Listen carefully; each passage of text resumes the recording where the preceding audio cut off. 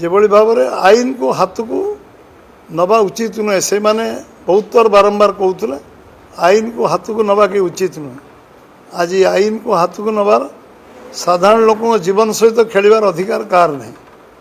ଏବଂ ଯେଭଳି ଭାବରେ ଆଚରଣ ଉଚ୍ଚାରଣ ବ୍ୟବହାର ଏକ ନିଶ୍ଚିତ ଭାବରେ ଭାରତୀୟ ଜନତା ପାର୍ଟି ତାକୁ ତୀବ୍ର ନିନ୍ଦା କରୁଛି ଏବଂ ସେ କୌଣସି ଗ୍ରହଣ କରିବାର ପ୍ରଶ୍ନ ଉଠୁନାହିଁ।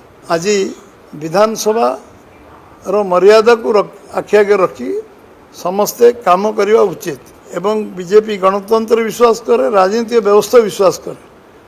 ଅନ୍ୟମାନେ ଗଣତନ୍ତ୍ର ନଷ୍ଟ କରିବା ପାଇଁ ପ୍ରୟାସ କରୁଥିଲେ, ଅପଚେଷ୍ଟା କରୁଥିଲେ, ରାଜନୈତିକ ବ୍ୟବସ୍ଥାକୁ ନଷ୍ଟ କରିବା ପାଇଁ ଅପଚେଷ୍ଟା କରୁଥିଲେ।